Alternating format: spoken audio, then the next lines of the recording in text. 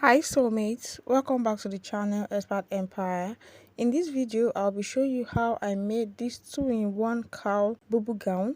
As you can see me style this lovely gown in this video. The first style I have me wearing it in a way that the sleeves are out and then I have my cold shoulder. Then the second style you can see me putting my hand in and then bringing it out from that hole right there, forming that cowl shape at the sides of the gown. You can see how beautiful this style is. This tutorial is very easy and it is beginner friendly. It's very interesting, guys. So if you're interested to know how I made this beautiful 2-in-1 cowl bubu gown, then make sure you watch to the end. If you're new to this channel, you're most welcome. Now let's get started.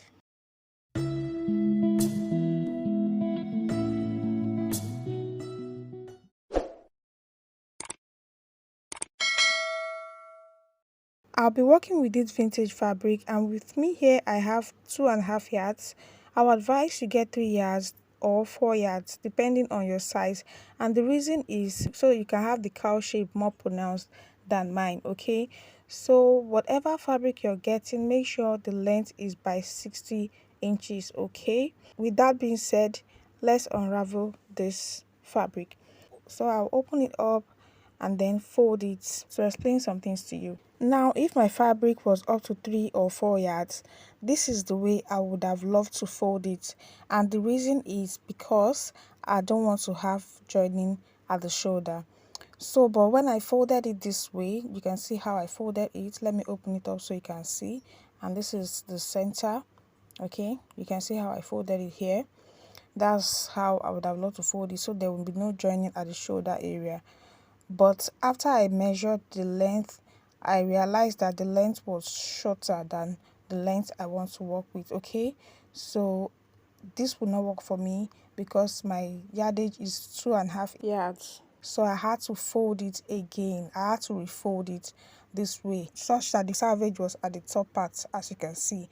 So I folded it into 4, the front and back together, as you can see. Let me open it up this way. You can see how I folded it. Okay, and then by the time I folded it that way, the length was long enough. I had my 60 inches length, so I could work with that. All right, so I had to pin the center front and center back down, as well as the sides, because the fabric is kind of shaky and I don't want to have one side longer or shorter than the other. So the first thing to determine in this style is the width.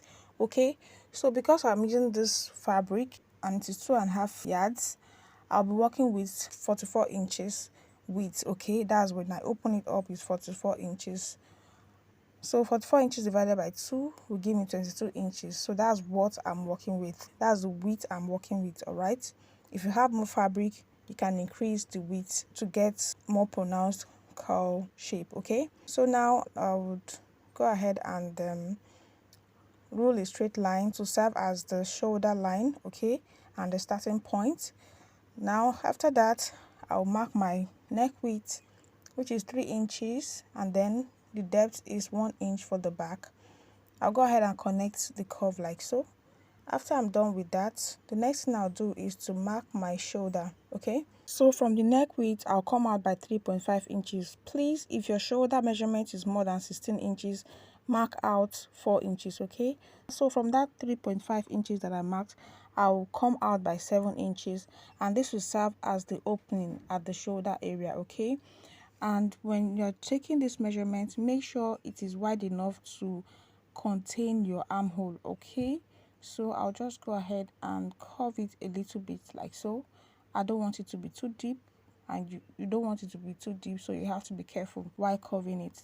The next thing I'll do is to measure the V neckline for the front. Okay, so I'll come down by 7 inches, mark it right there, and then connect it to the neck width like so. After that, I'll take my round sleeve measurement and I'll be working with 5 inches. I'll mark 5 inches there. Make sure you take your measurements. After that, I'll measure the length. So I'm working with 53 inches, including the hemming allowance of 1 inch. Okay, so I'll mark it right there and then rule a straight line. After that, on that line that I ruled, I would mark 15 inches.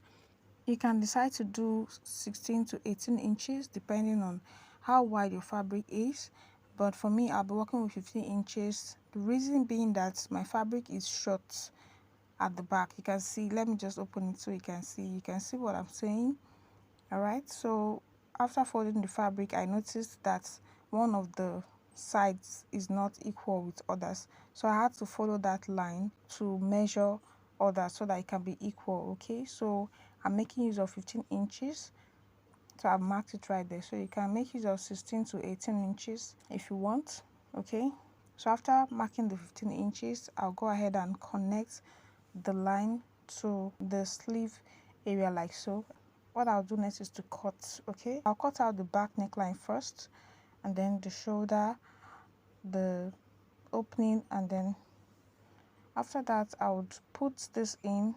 I'll put the inner side in, that's the back, and then I'll cut out the V neckline for the front. After that I'll cut the hem and then the sides like so. I'll cut it to the sleeve area like so, and then trim off this excess part. After cutting it out, I'll take it to the sewing machine, stitch this side and this side, leaving the opening. I'll repeat the same thing here, stitch this side, stitch the other side, and then leave the opening. After I'm done with that, I'll go ahead and stitch the sides down to the hem. Okay, I'll repeat the same thing on the other side. I'll stitch it down as well. Okay, stitch it all the way down to the hem. So to pipe the neckline, I already have this folded in bias form, so I'll just measure 1 inch like so and then cut it out. This is going to serve as my bias, okay, to pipe the neckline and the opening at the sleeve area. So you can see I've joined the sides and I've also joined the shoulder area. Okay, now it's time to pipe the neckline.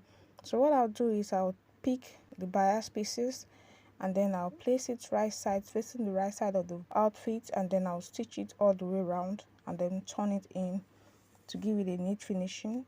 I'll do the same thing for the opening at the sleeve area. I'll pipe it round and the other side as well.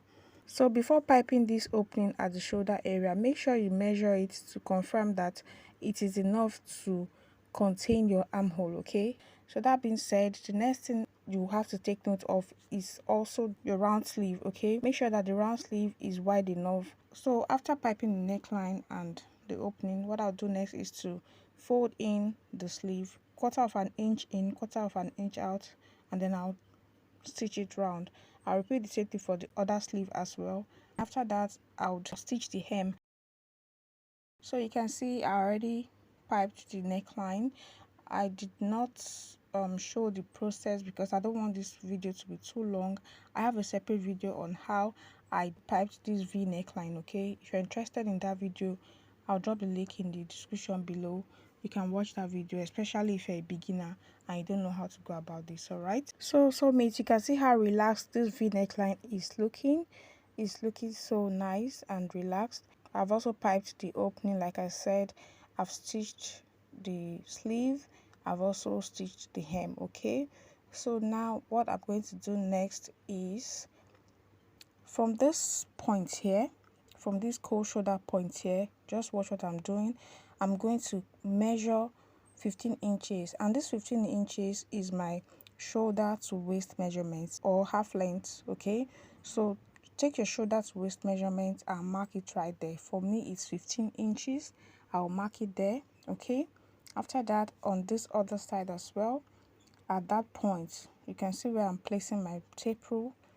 This point where the joining started for that opening, I'll place my tape rule right there, and then I'll mark the same 15 inches on that side. Okay, so after marking the 15 inches, what I'll do next is to connect the points together. You can make use of a straight ruler, but I'll just make use of my measuring tape and then connect a fainted straight line like so.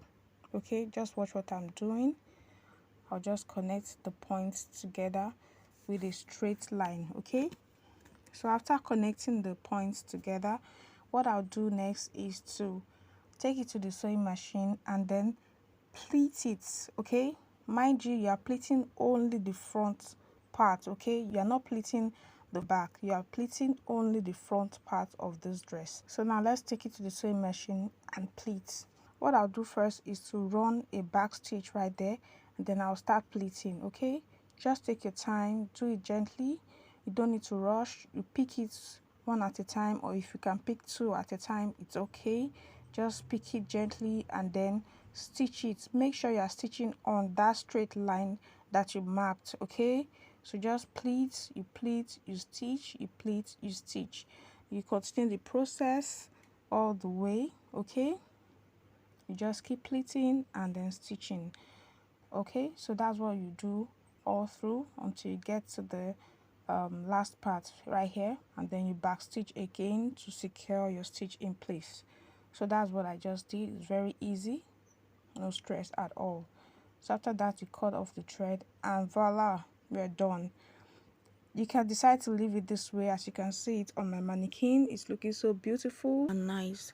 You can decide to style it like this, or if you have a fashionable belt or a fancy belt, you can use it on that waist area to give it more beauty.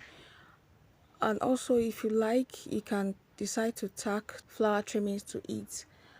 Okay, so you can see the cowl shape, you can see the cowl fall right there. You can see how it looks so beautiful. You can see the sleeve opening right there. You can see the cowl shape. You can see the opening at the shoulder area. Okay, the cowl shoulder.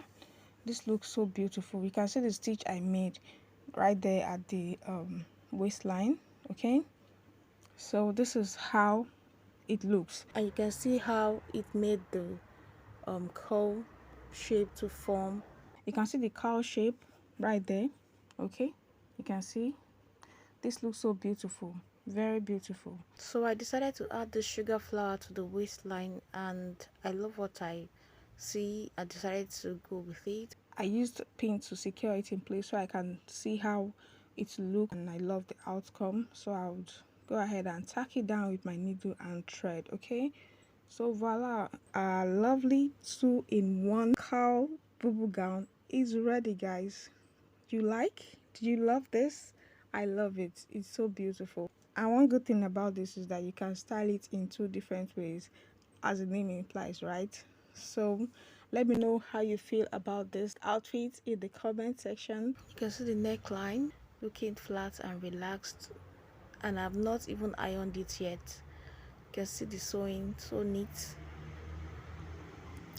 So my mannequin is an armless one, but I'll just show you how it will look when you bring out your arm from this opening right here. Okay, so when you bring out your arm from there, you fold this part in, that sleeve part will be folded in, and the cowl shape will be more visible, okay, compared to when you wear the outfits with the sleeves out. I hope you understand what I'm saying. You can see the way it looks, you can see the form, the way it falls, okay, even to the sides. It's so beautiful.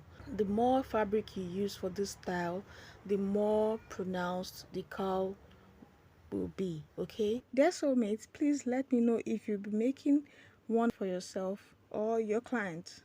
If you enjoyed watching this tutorial and if you find this video helpful, please give this video a thumbs up. Click on the subscribe button if you're not yet subscribed, and make sure you turn on your post notification bell so you get notified each time I upload a new video. And don't forget to share this beautiful video with your fellow soulmates, family and friends. I'll see you in my next one. Bye.